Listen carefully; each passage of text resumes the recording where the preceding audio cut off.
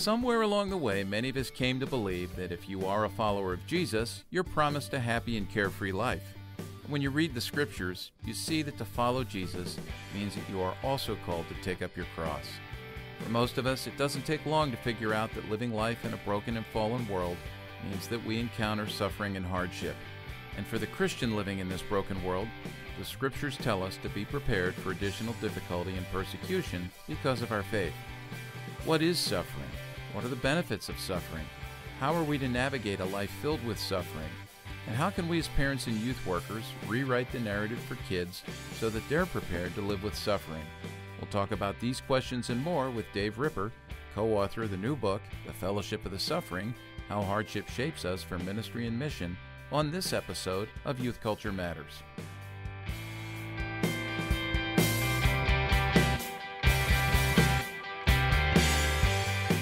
From the Center for Parent-Youth Understanding, this is Youth Culture Matters.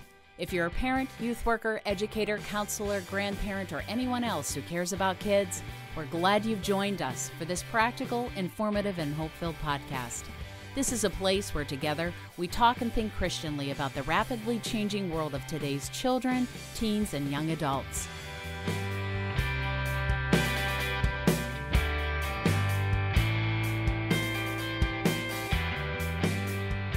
Well, it's another episode of Youth Culture Matters. I'm Walt Mueller here at CPYU in the hot town of Elizabethtown, Pennsylvania. We're hitting, what, 100 today, Chris?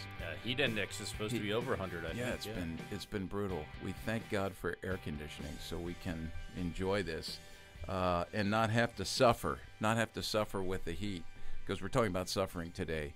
And we're going to jump right into this because I really believe this is a crucial topic. I don't want to waste any time up front having our normal banner, but I want to welcome Dave Ripper, who's joining us from, are you in Lexington right now, Dave?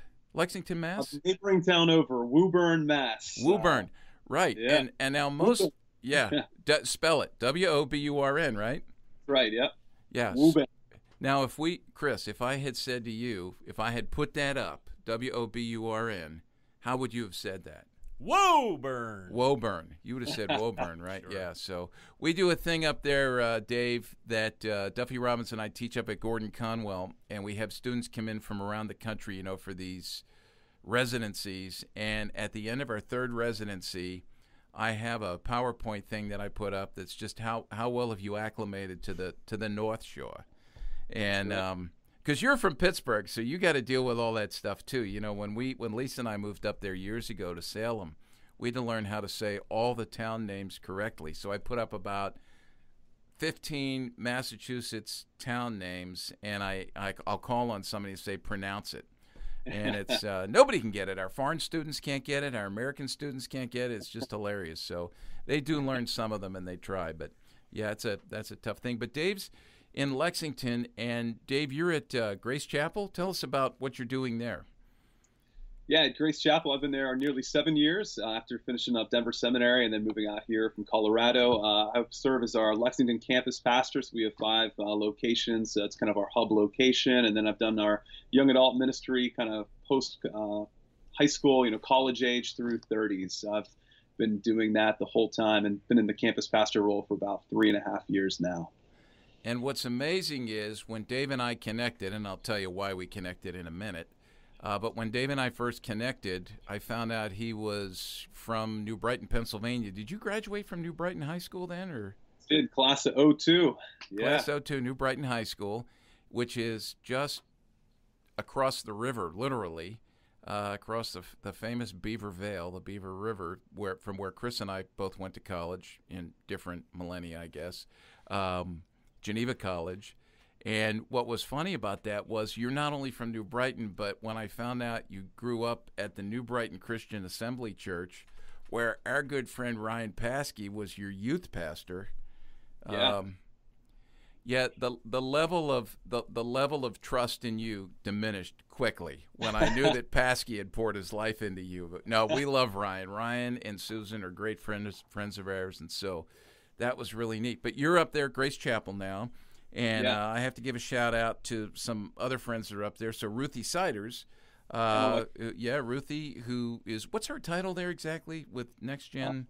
Yeah, pastor of Next Generation Ministries. Yeah, Yeah. she was one of our grads from Gordon Conwell, and I actually went through to do my master's work with her. And then Mark Canister's one of your elders, correct? Is Mark? Do you know Mark, who teaches Youth Minute? Absolutely. And I know Adonis too. Yeah. Another one of ours. Yeah. Yeah, Adonis Vidu, who teaches with Duffy and I, is an elder there. So we have a lot of ties to Grace Chapel. I've been there a few times, and great place. But the reason we have Dave on right now is because I had requested a book, a brand new book from InterVarsity Press, and the book is titled The Fellowship of the Suffering, How Hardship Shapes Us for Ministry and Mission.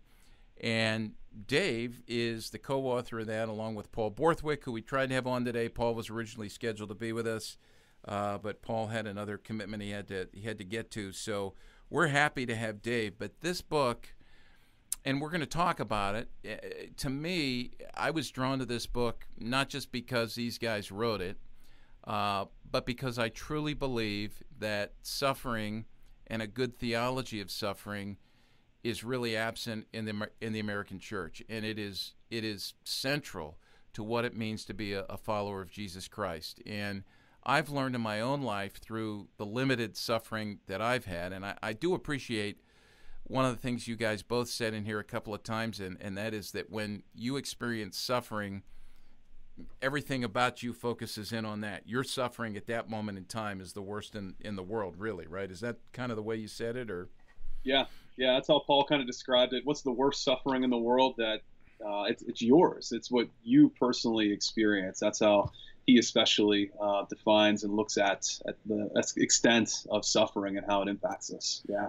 Yeah, so it gives permission for us to suffer in the way that God gives us suffering, and we'll talk about this. Suffering is a gift from God. It works God's purposes out in our lives, and I just think that youth workers and parents need to read this, because most parents try to protect their kids from suffering, but suffering is a crucible that is so valuable. So we're going to talk through that. And the book's published by InterVarsity Press.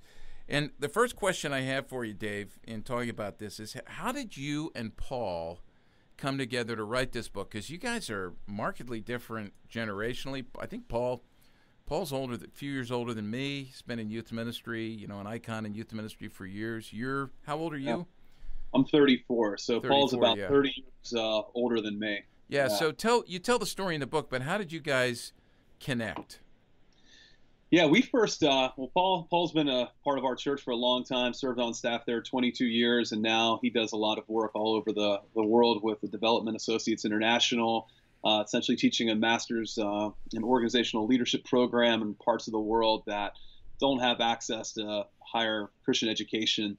And Paul and I were at the Urbana 2012 Youth Student Missions Conference in St. Louis, and we'd known each other a little bit out of our church, but while we were going up the escalator into this big arena, Paul, out of nowhere, kind of asked me, "What causes you to suffer?" And it was a very pointed question, caught me off guard a little bit, and I asked him, "Well, what made you ask that right now?" And I had given a sermon at our church that wasn't even related to suffering, probably the previous Sunday that he had heard, and he just mentioned, I could tell by the way that you spoke that you have gone through pain and you've gone through suffering, and I have too, and so I'd be curious to hear about yours. And so I shared some of the things with family struggles, but predominantly the major area and way that I've suffered in my life is through my wife's suffering. She has a degenerative eye condition called retinitis pigmentosa, and she's had that her whole life, and essentially she really just has vision straight ahead.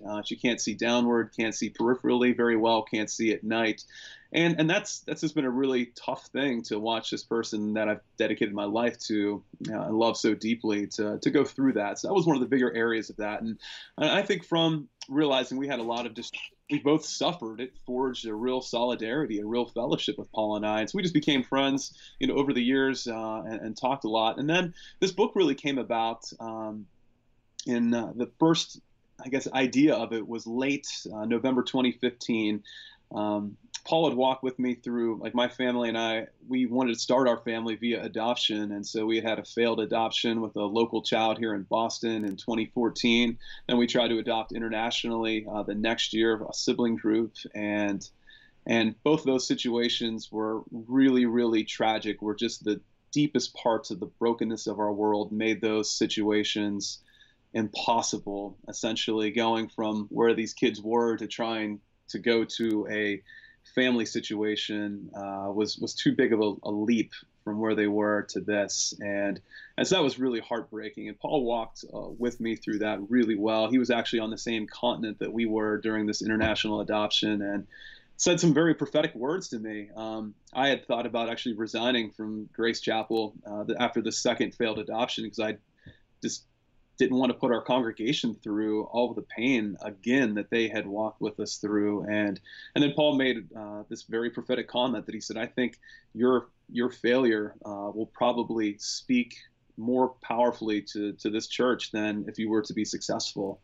And I think that has proven to be true. So fast forward a little bit, I had taken some time away from preaching and speaking, and then as I started to get back into it, I preached a sermon called "Suffering Comes with the Territory," and it's all about how suffering comes with the territory of serving Christ. Kind of as you mentioned, Walt, it's such an overlooked topic in like the American church, especially like the American mega church. Our church is about 4,000 people each week, and that's just not something we talk about that often. Although many people experience a lot of hardship. And after that sermon, Paul, he found me in the lobby of our church and just said, you need to write this in a book. This is your book. You just told me so much of my life story through this message. And I thought it was very kind of Paul. He'd written 16 other books at this point, and I just kind of shrugged it off. But he took me out to breakfast and just shared with me all the ways that my premise, which in that sermon was, the kingdom of God advances greatly through suffering. And he just told me story after story, historically, globally, about how this has proven to be true. And after hearing Paul talk about it, I thought there probably is something here. But I'm like 32 years old at the time. I mean, what does a guy like me really know about suffering? What authority do I really have to speak on the subject? But as I prayed about it, I felt the Lord sensing me or putting on my heart to ask Paul to write it with me. And if he was up for that, then perhaps we actually pursue this project. And Paul gladly accepted that opportunity, and we were off and running. InterVarsity Press was kind enough to take on this project, and here it is now today. Yeah.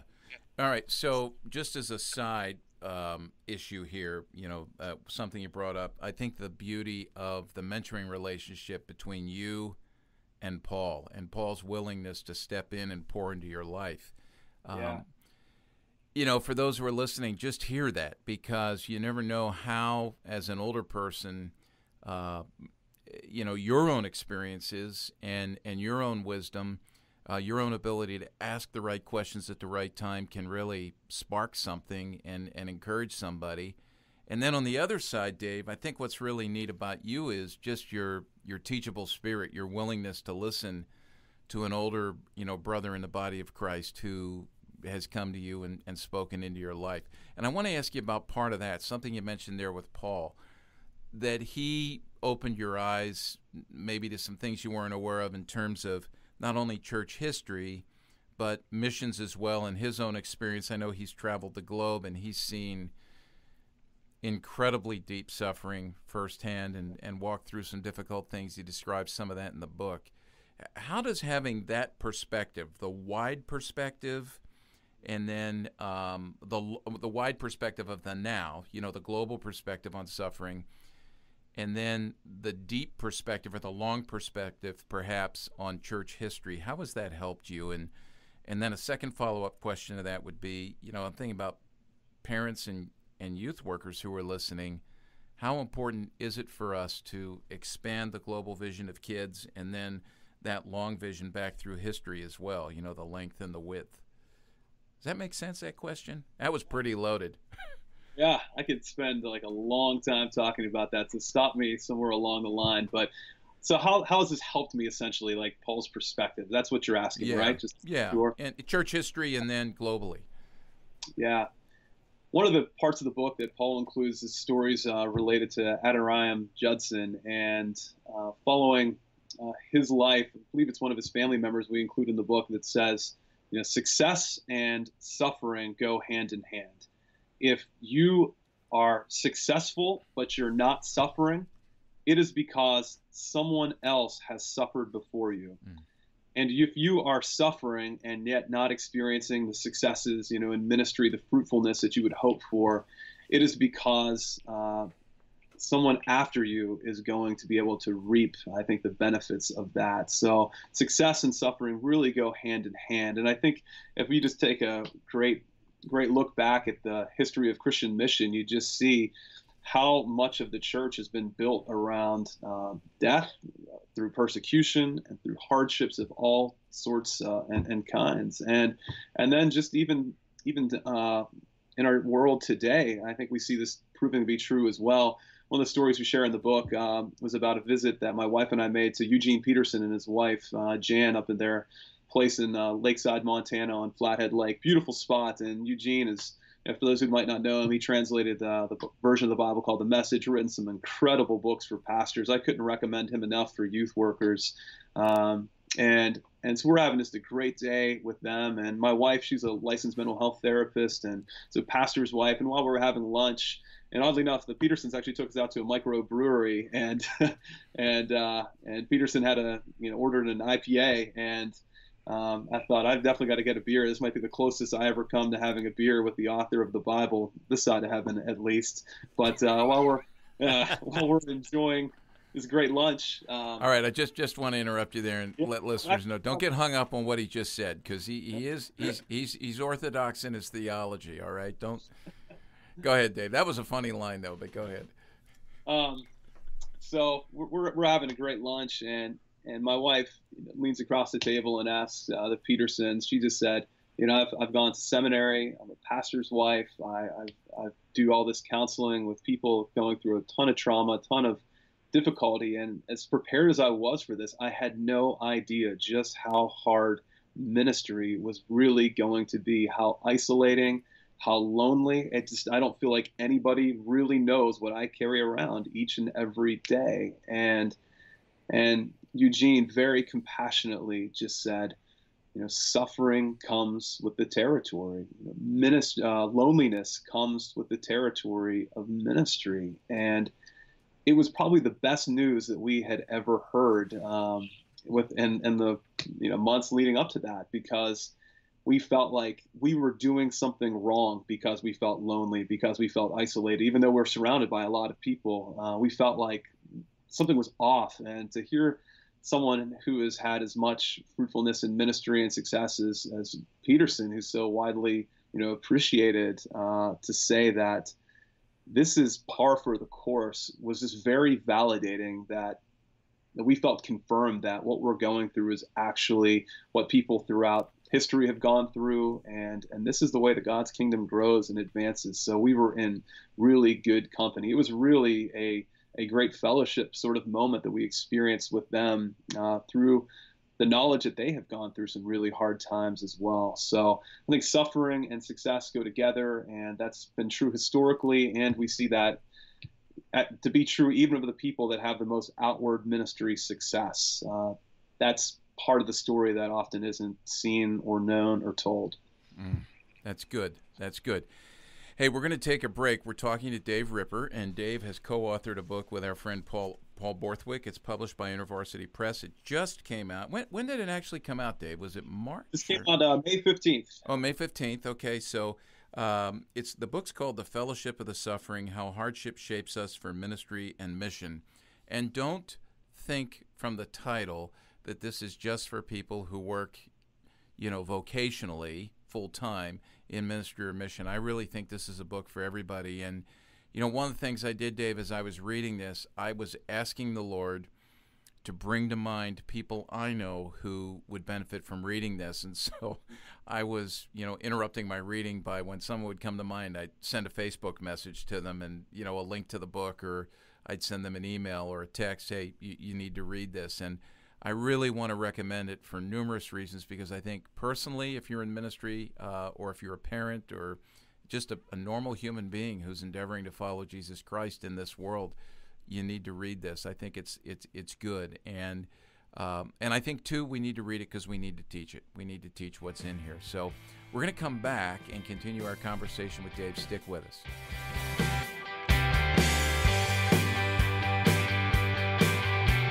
Here at the Center for Parent-Youth Understanding, we want to help you stay up to date on today's youth culture.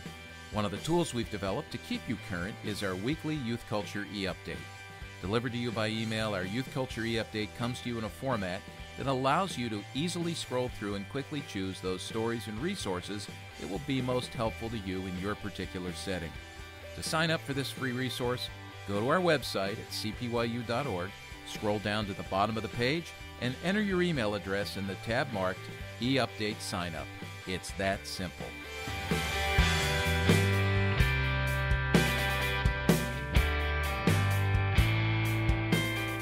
Welcome back. We're chatting with Dave Ripper, who serves as a Lexington campus pastor at Grace Chapel in Lexington, Massachusetts, and also as the pastor of Young Adult Ministries at Grace Chapel. I did notice from your bio, Dave, I got to bring this up, your two favorite movies. This was on the church website, right? Do you remember what you wrote there? I think Braveheart and Dumb and Dumber. That's correct.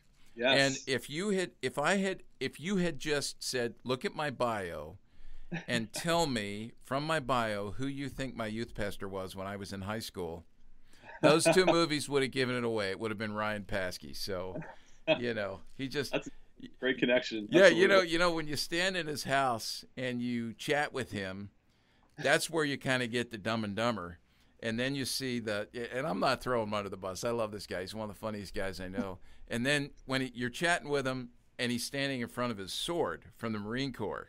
That's right. The other thing that's on, that's where the Braveheart is. So it's kind of this nexus of those two things, which is great. So, came out the same year too, which is really pretty remarkable. I was in 5th grade when both those movies came out, and it was a heck of a year. So anyway, sorry to interrupt. Oh, that's great. Well, you learn a lot about people from the things they watch. I love that. That's great.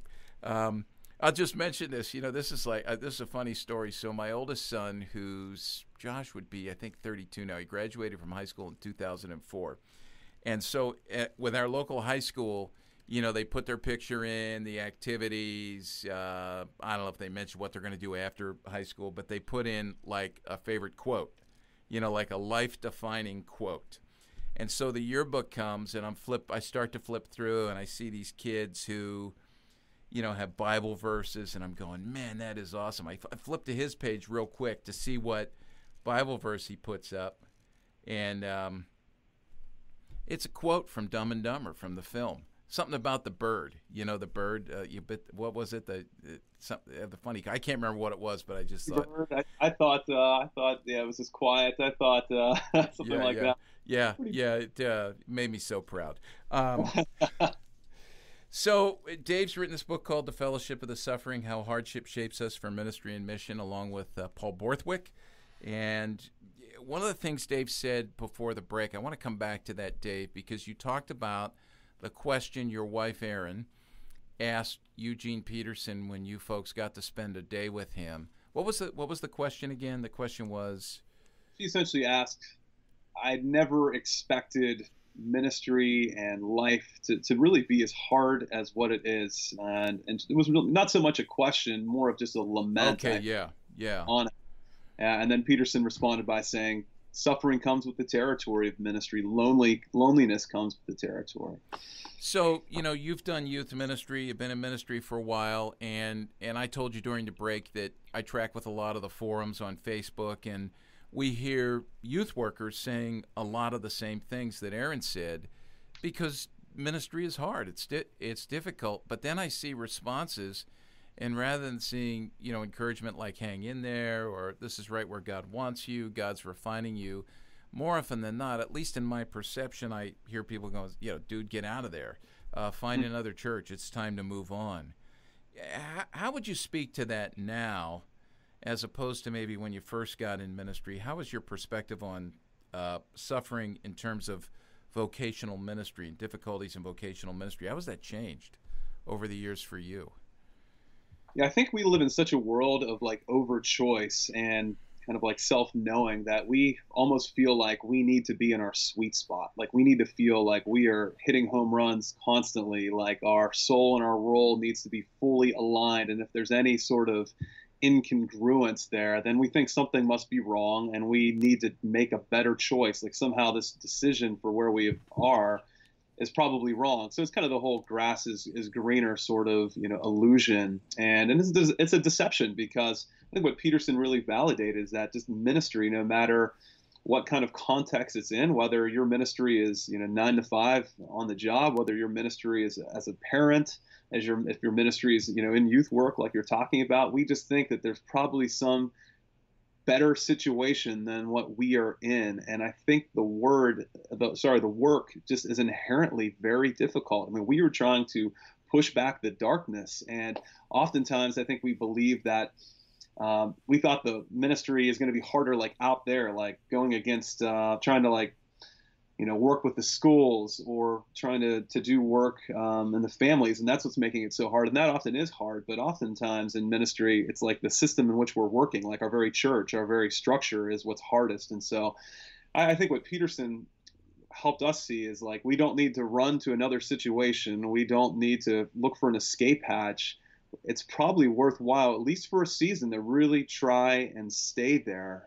That this is inherent to what ministry is all about. And if you stay with it long enough, oftentimes you will start to see those breakthroughs. You start to become more spirit dependent and reliant in the work that you're in. So I think there's definitely merit to folks who are going through hard situations in their ministry context, and perhaps it might be a time for them to pray about and discern if change, is in the works. But I think we shouldn't look to that escape hatch, so quickly. I think there is an inherent struggle that comes with ministry. And I think Paul talks about it often, like in Colossians 1:28-29, he says, him we proclaim, Christ we proclaim, training everyone, teaching everyone so that that they might be fully mature in Christ. And he says, I do this, toil and struggle. So Paul just helps us see that any ministry is going to have thistles and thorns. It's going to be full of toil. It's going to be hard. So I would just say to a youth person or a worker out there, if you're going through this, you very well might be in the situation that God does in fact want you in. So maybe lean in and pray more steadfastly and earnestly, as opposed to just trying to get on, church staffing or youth specialties job boards to look for somewhere else to go. That's good. So in your case, you and Aaron, and you mentioned this, you talk about this in the book, your particular type of suffering you've endured has been health related, with Erin's issues with her eyesight. And by the way, if I'm not mistaken, that's actually, you said she's had that since birth, or? I mean, she was diagnosed when she was 13, but wow. Looking back, I think there were signs that she probably only struggled with a little bit of vision impairment. People thought she was probably a little ditzy or clumsy, but it probably had to do with the fact she wasn't seeing what everybody else saw. Yeah, and my understanding is, just from having a friend walk through this is a progressive disease as well. It doesn't just happen and then this is what you live with the rest of your life. This progresses. Yeah, it's degenerative, and there are some people that have this that can almost go fully blind within 4 or 5 years, and then fortunately in our situation it's been a slow digression. But one of the things I think Erin tells in this book, she includes her story about this there, and I was grateful for her generosity and courage to do that. But one of the things that's caused us to do this sort of area of suffering is like live by this principle, and it's live today the way someday you will wish you had lived. Live today the way someday you will wish you had lived. And unless there are huge medical breakthroughs or God heals her miraculously, there probably will be a day where she doesn't have workable vision. And on that day, we want to be able to look back and say, we want to look back and be able to think we lived in the most full way and the most faithful way as we could, given the limitations we had during those seasons. And honestly, those boundaries, because she can't do everything, has brought about a lot of creativity, a lot of freedom for how we have tried to live. And we've taken risks during these times, during these years when she has had vision, knowing in the future we might not be able to be afforded that opportunity. So there is, like Paul Tournier, he has a book on suffering and creativity, and often we look at like our suffering as what limits us, but some of those boundaries can actually just create more breakthroughs for creative thinking, and can free us for way more opportunities to serve, to minister, to live well, to live fully. So that's the approach that Erin, I think, has wisely chosen to take, and I've been honored to walk with her through it. Yeah, and then besides the physical suffering, you guys have had the emotional trauma related to a couple of adoptions that the process did not work out, and the disappointment with that, and we hear that story a lot. And then Paul's situation is he's witnessed firsthand a lot of suffering in his work in missions, but also personally, among other things, his battle for a good portion of his his whole adult life, right, with type 1 diabetes and just the adjustments that need to happen with that. And so there's that. But what I want to draw into this beyond that is I think most of us in the American church, those are the kinds of sufferings we've had, but we haven't really shared in what our brothers and sisters globally have had to deal with in terms of persecution and heartache related to the pushback against being people of faith, which is actually, when you read the scriptures, Jesus promised that. And for some reason, we've been spared from that, in modern day America. But you kind of hate saying this because it's like saying, come on, Lord, bring it on. But, and nobody wants to invite suffering in. But as I read your book and I think about my own life, yeah, those are the times when you grow the most. I think in some ways, like you talked about Paul's voice being prophetic in your life. I think this book is prophetic in the sense that, from where I sit and being almost 62 years old now, watching the flow of church history and North American church history in my limited scope of just a few years, there has been a move towards the fact that, yes, we may share in this, like our brothers and sisters globally very soon. Talk about that aspect of suffering, the persecution aspect, both scripturally and then practically, because I know you addressed this in the book, you and Paul did. Yes. Just to back up just a moment before getting to that, like just to make sure we're on the same page, like suffering as we define it in the book, we use Elizabeth Elliot's definition. Her husband was, killed in Ecuador, End of the Spear, if you've seen that movie or heard that story of Jim Elliot.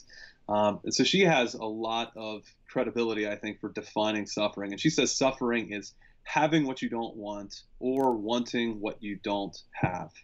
Having what you don't want or wanting what you don't have. And a lot of those things that we have that we don't want are brought about just by our own sinfulness, and then we reap what we sow. So there is an aspect of self-inflicted suffering. There's an aspect of suffering that's just universal. We all die. There are diseases. We live in a broken world. So there's an aspect of suffering that's like that. There's suffering that results from relational turmoil or abuse or some form of trauma that has occurred to us outside of our will or against our will. There are horrible, tragic, sort of horrendous parts of suffering, like school shootings or things along those lines. And then there's really suffering that is a result of our faith. And I can think most people I know have in some way suffered because of their faith, at least within their family sort of sphere. Relationships have maybe broken down because of faith. I know probably before I was a Christian, some of my extended family members I was closer to, and I became a little too radical for them.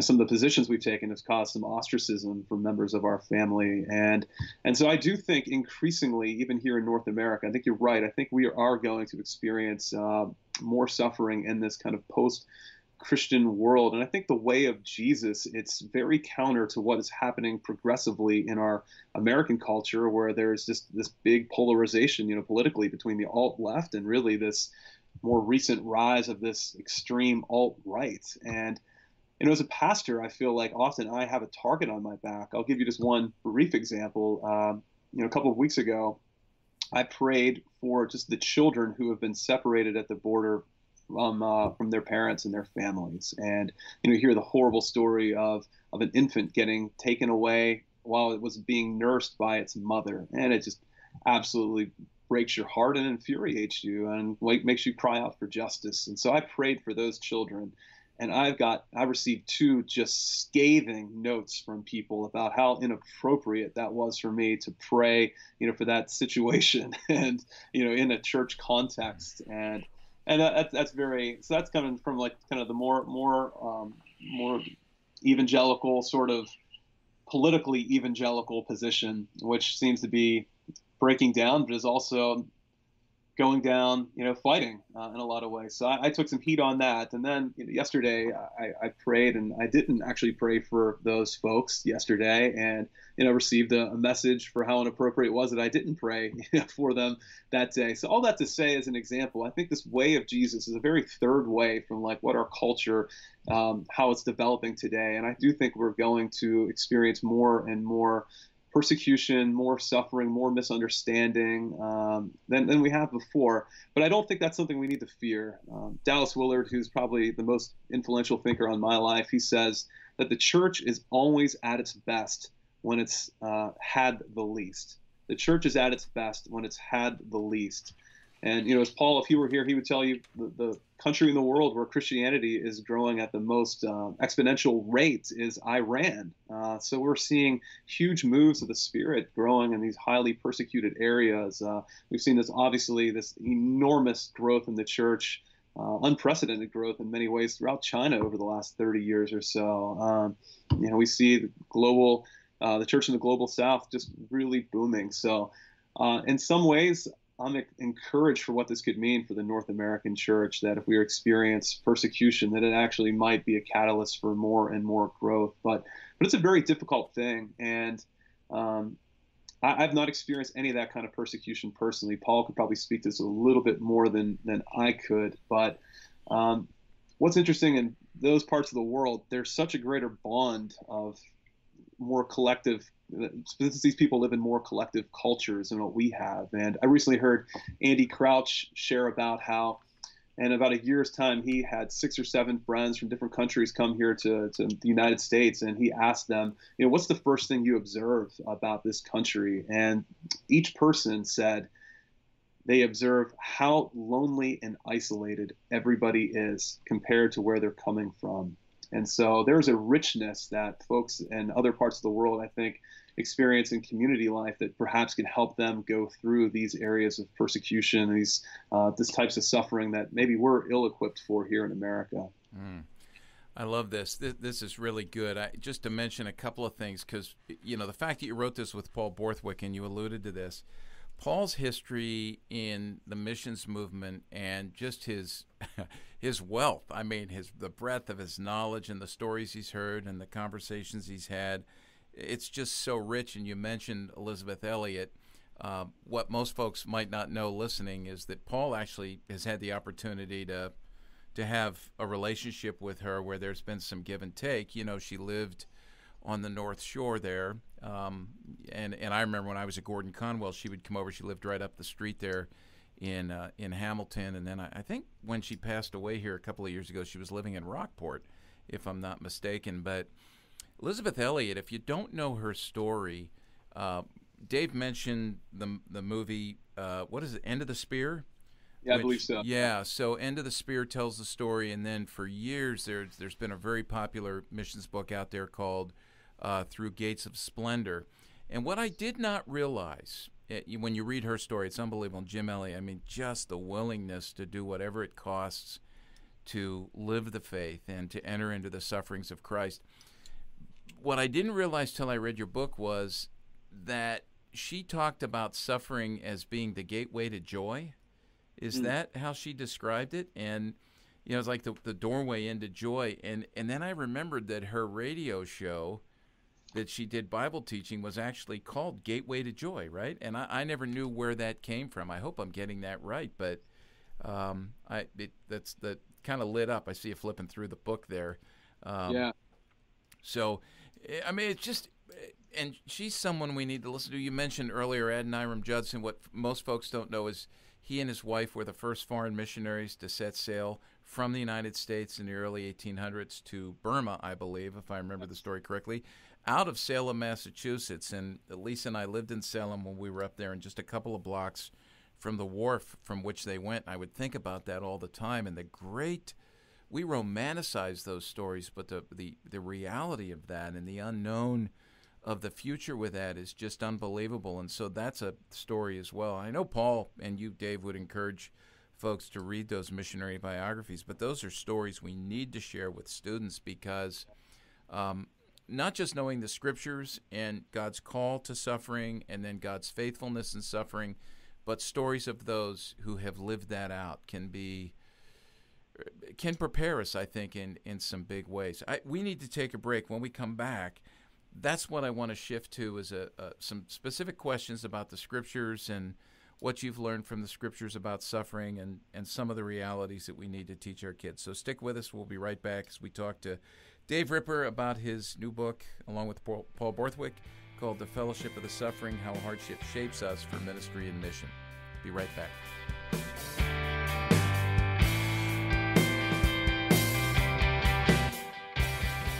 Are you interested in bringing CPYU to your church, school, or community? A big part of our ministry is the on-site seminars we conduct in dozens of settings every year.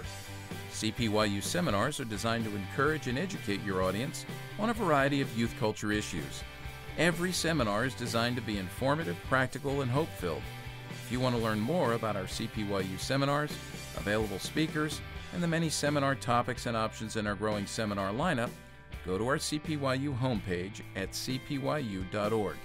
Click on the seminar option on the menu bar at the top of the page, and you can learn more about how to schedule a CPYU speaker and seminar for your parents, youth workers, and educators.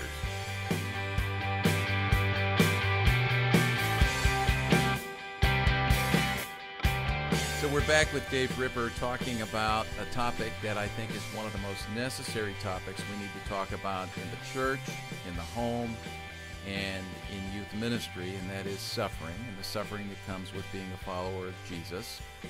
And we're going to talk a little bit here with Dave Ripper, who's the author of this book, The Fellowship of the Suffering. We're going to ask him a little bit about, what is the Fellowship of the Suffering. But before we do that, I want to throw in one question, and here it is. I mean, this is, I sent this to you ahead of time. Does God promise to make us happy? Because somehow we all grew up believing that, right? And I think sometimes even in our evangelism, we tell, hey, come to Jesus. People come, I need help. I've got problems. Something's not going right in my life. Come to Jesus and everything will be great. Talk about that. Yeah, God doesn't promise to make us happy. But it's interesting, he does address happiness. Like you think about Psalm 1, it begins, blessed or happy are those who ultimately delight in the law of God. So we do see that joy and happiness are things that God desires, for us, but he doesn't promise that they're going to come without the absence of hardship or pain. I mean, Jesus says, you will have trouble in this world, but take heart. I've overcome the world. If anyone wants to come after me, Jesus says, they must deny themselves, take up their cross and follow me. So, James is very explicit. Rejoice when you face trials and suffering of many kinds. So these things are what should be expected. And I think the fact that we don't actually expect hard things to come into our lives, when they do, they rock our world and our faith so much more dramatically. So we need to be teaching people that not only is there suffering that should be expected just because we're human beings and being alive in this broken, fallen world, we're going to experience that. But as Christians, we're going to experience, I think, some added suffering that perhaps we might have been able to avoid had we not been following Jesus. So what I love, though, is that joy is one of the outcomes that is not antithetical to our pain and our suffering. Like Dallas Willard says, joy is a pervasive sense of well-being. In other words, even if everything isn't okay in my life, I can still be well off because Christ is with me. And one of the great realities of God's redemptive work is that joy can actually be heightened because of our sufferings. Like when we go through really hard times and somehow we come out on the other side and we realize, I might be crushed, but I'm not abandoned. I might be persecuted, but I'm not forsaken. We start to see that, God has with me through this all, and through these weak, tough wilderness types of moments, I made it through because he was with me. And there's just a joy that I think comes as a result of our hardship. And I think it's one of the great ways that Jesus really works is that he really turns evil against itself. You know, what God or what Satan or the devil intended for evil, what people intended for evil, God really can work together for good. That can bring great joy for us, but it doesn't mean that everything's going to just turn out all right. There's going to be some hard times that are going to be expected. So I think that sort of approach and expectation for suffering can help us when we go through it in a big way. Yeah, you know, just as a follow-up to that, as you were talking, I was thinking about one of the issues in our culture right now, a huge issue in parenting, and I think about Leonard Sachs, a pediatrician outside of Philadelphia, who's written a book called The Collapse of Parenting, where he's been highly critical, and rightly so, of, you know, helicopter parenting, raising snowflake kids, you know, all this stuff that results in trigger warnings and the inability to handle difficult times, over-parenting, all these different things. You know, when there's a part of this that you're saying that I'm hearing and I'm going, yeah, I got to tell parents. When I talk to parents, this is another reason why we tell them, stop running interference for your kids. Stop, you know, stepping in and trying to buffer them from the consequences of their actions, because while you think you're doing them a favor and you're protecting them, and I know there's all kinds of things that drive that. This is a deep conversation and a pretty complex issue. But basically, spiritually speaking, it's counterproductive, because you are not forming your kids spiritually. You're contributing to their spiritual malformation if you don't let them suffer the consequences of their actions. Yeah. Oh, this is good. Yeah. Yeah. See, so much of our character is forged out of this. So we want to really form children of character, kids, so that they can be, you know, mature in Christ. And that's really the ultimate thing. We as parents, you know, I have two really young boys, and my hope is not so much for their success, but I hope that they'll be people of character, and character really can evolve in the greatest ways possible, you know, apart from hardship and suffering. So I want to ask you, we got to get to the fellowship of the suffering, but I want to ask you one more question that was prompted by this.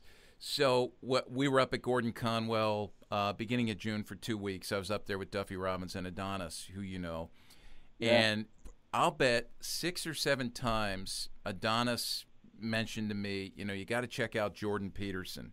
Do you know that name, Jordan Peterson? Have you heard his name? Or I have. Okay. Oh, yeah. Tell me a little bit more, though. Well, yeah, I'm just going to mention him, and I actually wish you had been familiar with him, because we could banter a little bit about him. But he's not a believer, but he teaches at the University of Toronto. Used to teach at Harvard, and he has become this YouTube hit. He's brilliant, a brilliant thinker, a brilliant reader. He's an encyclopedic, you know, just a vault of knowledge, and he's constantly spilling this out. But he's written a book that's on the bestseller list right now called 12 Rules for Life. And he's got a huge following among young men. And because something he's saying is resonating with them, and he's talking about the realities of suffering. He got into this because as a young man, he was really curious growing up in the Cold War. Why, you know, how are we, I mean, just that, and then, you know, the two superpowers fighting with each other, and why would we do this, and what's behind it? And he studied the Holocaust and has read widely on that, and he walks around and two things he's saying that I hear him say. One, do you know how miraculous it is that we actually have times where we get along? That's kind of his secular way of saying, boy, God has really blessed us, common grace, you know, and keeping us out of trouble with each other. But the other thing is, life is hard. You will suffer. I mean, he is blunt about saying this, and that's the message is out there. I think people are realizing this finally, and this is what I love about your book. So talk about entering into the fellowship of the suffering, and then check out Jordan Peterson when we're done here. Absolutely. Yeah, but one of my hopes, I mean, and our hopes with this book is that the fellowship of the suffering would really be a metaphor for the church. I mean, my dream would be that Christians would be so well known for their capability of enduring hard times that when people who were not believers went through hard times, they would actually think, I need to find a Christian to walk with me through this, because Christians are those who know how to suffer well. And for every reason, we should be those people. The fellowship of suffering really combines these two ideas that we don't always pair together: suffering and fellowship. The title for the book kind of came out of two things. One, a little bit of a riff off of Lord of the Rings, the first book, the Fellowship of the Ring, the Fellowship of the Suffering. But that really came out of Philippians 3:10, where Paul writes, I want to know Christ and the power of his resurrection and the sharing of his sufferings, or the fellowship of his sufferings, by becoming like him in his death, if somehow I may attain the resurrection from the dead. And Paul isn't asking to know three things: Christ, the power of the resurrection, and the fellowship of the sufferings. He's really wanting to know Jesus personally in two distinct ways. Yes, through the power of the resurrection, which we talk about, but the other side of this other way that we could really know Christ is through our hardships, through our pain, through our suffering. He is the suffering servant, as Isaiah 53 says. He's suffered like us, he suffers with us, and he's ultimately suffered for us. And so because we can have this kind of fellowship with Christ, we should be those who are empowered to be able to pray through our suffering, to experience joy through our suffering, to have our character really shaped and transformed through our hardship as we invite Jesus into it. When we don't avoid our suffering, as most people tend to do, or obsess over it, which can be the opposite sort of extreme, the other error. But when we really engage it, which is inviting Christ into our suffering, talking with him, having an awareness and understanding of what we're going through, and then sharing that with other people. So that's kind of the first aspect of the fellowship of the suffering. It's fellowship with Christ. And then secondly, it's really fellowship with others. And I think this is a big growth area for the church, where so often we just love to share stories and testimonies of our successes and what God has done that's so amazing. But I find that when we get honest about, hey, name what causes you to suffer, and people start to share that, just the kind of solidarity that can happen and be forged is really remarkable. I love to pray with a cancer support group that we have at our church, and just to see these people gather together and talk about what they've experienced. I mean, it just feels like church at its richest, and I love those small gatherings. So when we can become more vulnerable and available to one another in our hardships, I think we can create the real context where the church really could be a fellowship of the suffering. So that's kind of the second aspect of this. And then lastly is fellowship with the world. And what we mean by that is the suffering that exists that's caused by evil. We believe that suffering is best overcome through the kind of suffering that's inspired by cross-like love. Bonhoeffer says suffering is overcome by suffering. And that's kind of that's how we kind of riff off of that the suffering that's caused by evil and the brokenness in our world, the way that we can overcome that is by actually being those who step into the world suffering, knowing that we are people who suffer and that we have been healed and we have a Savior who is with us as we step into that brokenness of the world, whether that's a systemic injustice or just a very broken individual. We believe that's how we can help overcome the suffering in our world. And Paul talks about this powerfully. I'll reference one verse, Colossians 1:24. It's kind of a perplexing New Testament passage where he says, I fill up what is lacking in Christ's afflictions. And most of us think, well, that sounds heretical because Christ's sacrificial death on the cross is sufficient.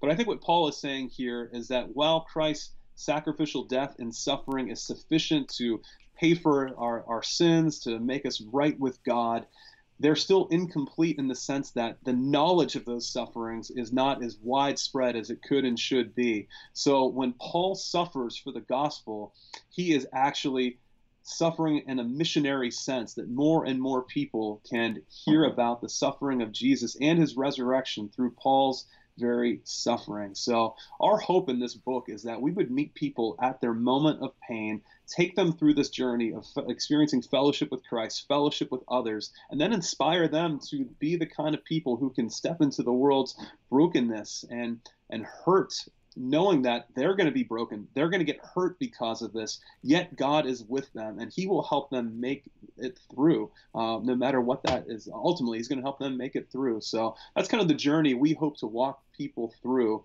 And, in our day and age, everyone wants to live out their passions, and as we really understand, Christ's passion. Well, passion is about a love that's so intense that it's willing to suffer. And so as pastors, leaders, youth workers, we want to help inspire kids and the members of our church to be people of real passion, where they don't just find something they love doing and do that over and over again, but they see a cause so worth not only living for, but dying for, that they will be involved and invested and be willing to suffer and even die. And I think as we become those kind of people as the church, I think the world has the greatest potential to be redeemed by Christ's love. And so that's the journey we hope to bring people on. Now it's our hope and prayer that when people think of the church, they think of people who suffer really well, who sacrifice their lives, who have a cruciform shape to their lives, very much like Jesus himself. And that sounds pretty doggone contrary to what we hear the world saying right now about the church when the church is mentioned. So that is beautiful. Yeah, thank you for that. The fellowship with the world aspect. Can you issue some warnings or directives or guidelines regarding how we tend to misinterpret that or think that we are doing a good job of entering in other people's suffering when in fact it's being counterproductive? I'm thinking of some of the silly things that we say that we don't think are silly at the time because we're in that moment and it's just so doggone awkward. What do I say? How do I any thoughts on that? I think we're most susceptible to say something that's trite or to use some kind of platitude with people when they're hurting. We're most susceptible to do that when we haven't fully engaged our own suffering. I think when we have dealt with some of the things that we have that we don't want or want that we don't have, it just kind of calms us down. We're more comfortable being with other people in their pain. So instead of trying to offer solutions to people's pain, to students' pain. I know when I was a youth pastor and someone, student would come to me with an issue, like I wanted to be that messianic person who could solve their problem and get praised by their parents and get some more cred, as they tell the senior pastor. And I think we got to resist that temptation. Instead, really try to forge solidarity and empathy and be with people during these times. Make ourselves more available to walk with folks instead of feeling that pull and that draw to say something like that. So I think we're most susceptible to hurting when we're trying to help, when we haven't really processed our own suffering, gone to a counselor, met with a spiritual director, confessed our sins, and kind of lied to ourselves a little bit. So they say, ignorance is bliss except with self-awareness. So we need to have a greater awareness, I think, of our suffering to be able to bless other people well. But I think along with that too, just to maybe turn this a little bit more positively, I think as we have done that and we learn to walk with people well, and we talk in the book that pain sharing earns permission for faith sharing. I think one of the ways that we can help reach people, for Christ is being those who are so good at sharing others' pain. And some of our friends, we tell a story about how their neighbors, they became really good friends with them, and they had shared about some of their hardships, and these other people knew they went to church, but they didn't really try and hit them over the head with it at all. And then when this young woman's mother got cancer and then it progressed rapidly and she died, our friends, they just walked with this couple so beautifully and just were with them, sat with them, tried to just do some fun things and never really offer explanation. And a few months of that, the girl out of nowhere said, "Can you tell me about your Christian faith? Because I know you guys have suffered and you have gone through this really well, and help me." And they were able to really witness and talk about Jesus being asked to give an explanation for the hope that they have.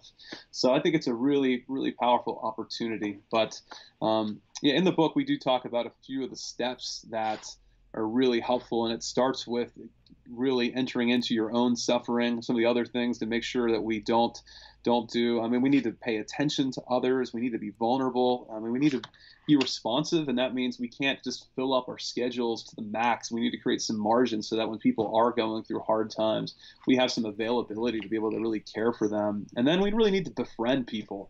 So often we see hurting people as like our project that we want to heal and fix, but people just really want a friend. They don't want someone who's going to fix them. So those are just a few of the things that are really, I think, important. Speak less instead of trying to solve people's problems, I think, is the bottom line. Yeah, and there's a lot of this practical advice, these guidelines, these, you might call them borders and boundaries, directives in the book, and they're really, really good. So I have two final questions for you, and then I'm going to ask you to do a reading. Have you been asked to do that yet? Have you asked to do a reading? Like they get authors so they do a reading, and there's something I read in here that you wrote that when we finish, get ready for that. I'm going to ask you to read it because I think it's incredibly powerful, and I want to hear you read it. But before that, I love asking this question. If you could rewind your life, your marriage, your life, and in hindsight, as you're rewinding, you think about all the places where suffering has come in, would you change anything? I mean, I just, like, would you eliminate any of the suffering when you see what's come out of it in terms of who you are as a person and who you and Aaron are as a couple and who you are as a family, who you are as a pastor? Well, that's a great question. When I think about the failed adoptions, and I wish I could have eliminated the situations that caused those children to be in the place that they were in. I would eliminate that. I wish I could have eliminated maybe, I guess from our standpoint, even like I think of my wife's eye disease. One of the things that's really beautiful about our marriage is we do everything together because she doesn't drive. So we go to every appointment. We run every errand. Like there's not a time where, we both get in our separate cars and go two different directions. So it's just forged such a closeness that we have that I wouldn't trade that. But, it's hard for me to say, like, I wouldn't eliminate that for my wife. I would do anything for her to not have that disease. But, I'm grateful that God has still used that in some very redemptive purposes. So it's hard to answer that, Walt. It's a really pretty provocative question that I'll probably take some time to think about and pray through because it's really worth reflecting on. And that's probably worth reflecting on for anybody who's gone through some hard times. I'm glad you raised that question. But I am really grateful, and I think this book has some great potential. We hope and pray to minister to people, and we've heard some great stories of how it's really helped people in the midst of some hard times. And so when I hear those stories and get to interact with people who have been blessed by it, this book wouldn't have come about without a couple failed adoptions. This book wouldn't have come about without my wife's eye disease, without all the accidents and diabetes and challenges that Paul went through. So we're grateful that God is using these tough things, for his greater purpose. Yeah. Well, I'm sorry if I put you on the spot with that one, but I always ask that because it's helpful to me, as I think back about things that have happened in my life. In fact, I think, I don't know you well, Dave, but as a pastor, and Paul's seen this, I'm sure. That's why they connect with him. But just how suffering has shaped you and made you so much more. You and Aaron both, so much more effective in your ministry.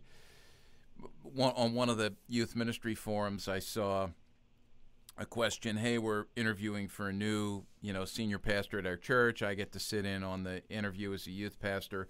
What are some of the questions, that you think I should ask? And I blurted out, without really thinking of it, but I blurted out an answer. I said, here's an important question. How have you suffered? Because I just think that shapes us so much. I mean, I would not be the person I am without that. There's a part of me that never wants to say that because now you're wondering, what does the next week hold? What does the next month hold? And yeah. Well, what about any recommended reading besides some of the books you mentioned? For those who are listening, just so you know, if you go to cpyu.org and you go to the part of the page, our page there for the Youth Culture Matters podcast, and you scroll down, you find the player for this podcast. Chris Wagner here underneath that will post everything that's mentioned here and more in terms of resources so that you have an easy way to click on those. And certainly any books you'd mentioned now, Dave, what would you recommend? Yeah, if you had to start, I think one of the best books on suffering, it's from Tim Keller, Walking with God Through Pain and Suffering. It is just a profound book, looks into some of the philosophical views of suffering, addresses the problem of evil, and then does get very practical about ways to walk with God through our pain and suffering. I drew heavily upon that. I think in some ways our book is a little bit more accessible than his. It's dense. It's a little bit of a hard read, especially early on, but that's a really worthwhile book. And I love The Broken Way by Anne Voskamp. She just gets at suffering and the redemptive possibilities for it in such a beautiful sort of, I don't know if you've read her stuff, but she has just such a unique writing style and perspective. So I really love that book. The Cost of Discipleship, kind of a little old school, Dietrich Bonhoeffer. And then there's a chapter about the ministry of pain sharing by Eugene Peterson in 5 Smooth Stones for Pastoral Work that I think is a really great chapter on what ministry is all about. And then just lastly, I would say if you or somebody you know is really in the throes of challenging times, a book that someone bought for us after we came back from our second failed adoption, and we were so disoriented. It was a book, A Grace Disguised by Jerry Sitzer. He tells a story about how in one car accident, he basically lost 3 generations, his mother, his wife, and I believe 2 of his children in a car accident where they were serving at an Indian reservation, and one of the members came back drunk who they were serving and nailed their car, and 3 generations gone in a second. And Sitzer, I just felt like he became a great friend for me for a good month or so while I was grieving our own losses. And he talks about how, your suffering might be a very bad chapter in a really good book. Wow. And I think really need to hear that. Wow, I want to think about that. That is a great way to say that. Well, Dave, we're going to end with this, and I'm going to have you read something right at the outset.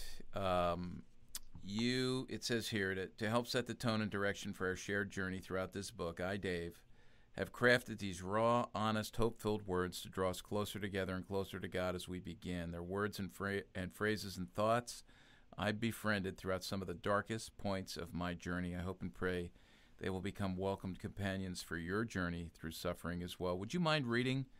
It's a couple. Yeah. This is, and I just want to encourage folks to listen to this because this comes right from Dave's heart. The temptation is to believe that you are the only one. You are not. But your suffering is unique.